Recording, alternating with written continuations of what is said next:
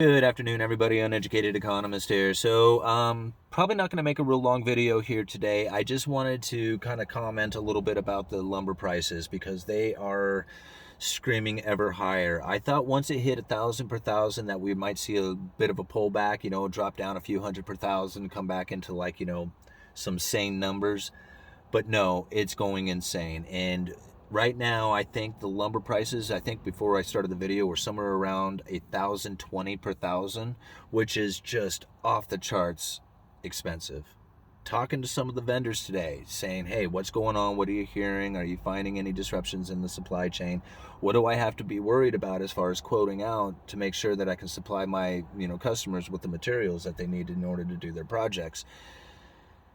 And everybody kind of had the same thing to say. It's just like it's a hit and miss. There's a lot of products that are just all of a sudden coming up in short supply. Like you just can't find them anywhere, and it's like odd stuff, things that you wouldn't really typically think about. For example, 3/4 inch MDF sheets of 3/4 inch MDF 4x8. They came up. He has no stock of it, none available, doesn't know when he's going to be able to get it. And these are one of the things I didn't even think about. Like, I don't really sell that much 3/4 MDF sheets. I sell a lot of trim, and I sell a lot of other MDF products. But the medium density fiber 4x8 sheets is just it's just an occasional sell product. But it's gone, none to be had. Wasn't expecting that. If I had known that, I would have ordered a dozen sheets and had plenty on hand for the future. But now it's just like I have like 2 sheets in the yard and I don't know when I'm going to be able to get more.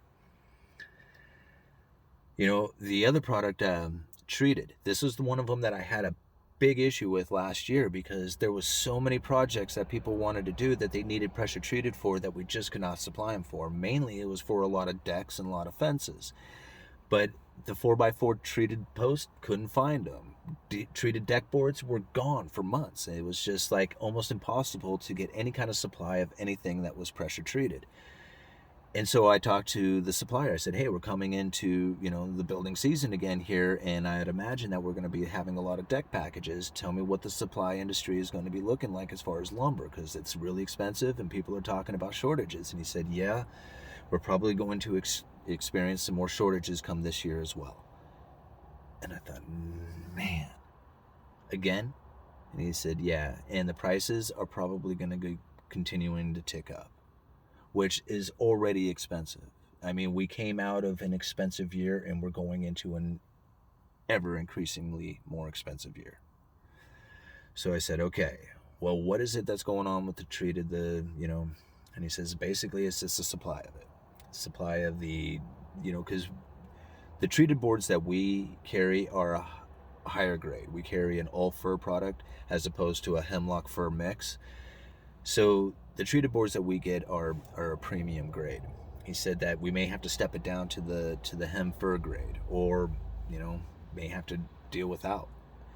And I thought, this on top of the western red cedar shortage that we're going to experience, and we already talked about that in the last video, that I did for the lumber update.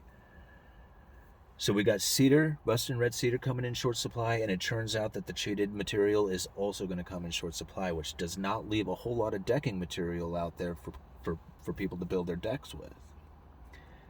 So I'd only assume that the composite deck industry is probably going to do very well this summer. Now, I don't want to name names, and you can just punch in composite decking into the Google search, and you're going to find a lot of companies out there. If you look into those companies, they're probably, like I said, are going to do very well this year, considering that the treated companies are not going to be providing as much treated lumber, and the western red cedar is going to be coming up in short supply. These are the 2 most common decking items outside of composite decking. So very interesting stuff that we're coming into.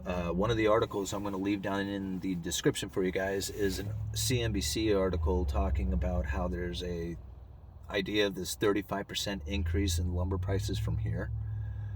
So if I read that right, read the article right. I didn't read the whole article. I think I just grabbed the headline. But anyway, I'll find it and I'll leave it down in there in the description for you guys. But this is insane. And a lot of, like, talking to a lot of the people in the industry, they don't see this changing. Like, they see these high prices and this continuing right on into the summer and probably till the end of summer. Now, I see things a little differently. Now, I do see that if things don't change, but right now we see a change taking place inside of the interest rates, and it's starting to affect the markets. Mainly, it's going to affect mortgage-backed securities, and once it starts hitting the mortgage-backed security market where the interest rates on those things starts to rise, then you're going to start finding that people's house payments, what they can afford to make as far as a house payment, is going to start coming less affordable. Somebody said something the other day that I thought was very very to the point.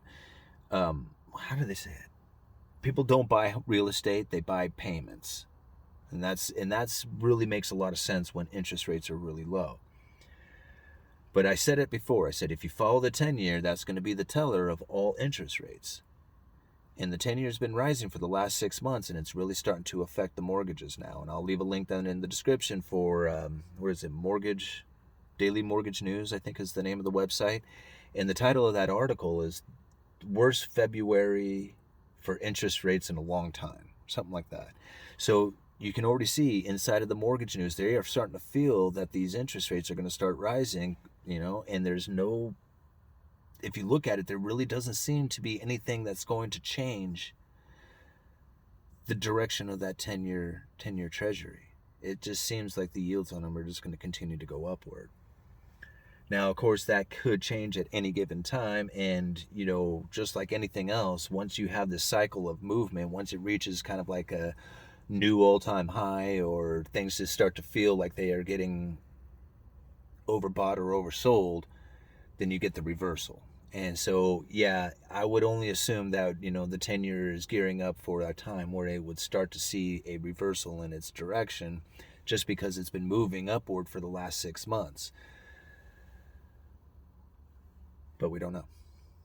So anyway, that's what I would look for. If interest rates continue to rise, watch the 10-year. If the 10-year continues to go up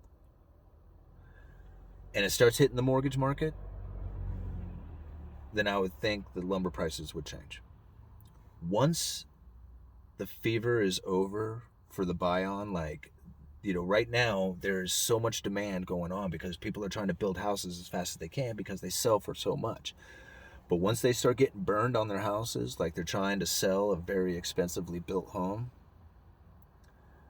then we might see a major reversal take place. Well, I don't know about major. I shouldn't say major. We just might see a reversal take place.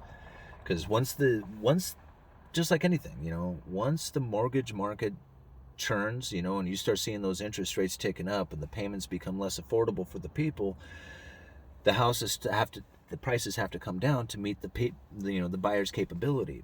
And if the prices come down just a little bit, people will begin to panic and they'll put their houses out there for cheaper prices. And if they really start to come down, then they will start to sell them at any price in order to get out from being underwater.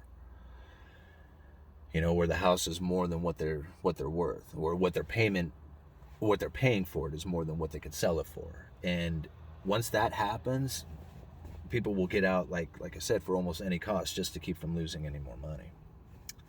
Anyway, I'm gonna go in and get something to eat. Uneducated Economist, you guys let me know.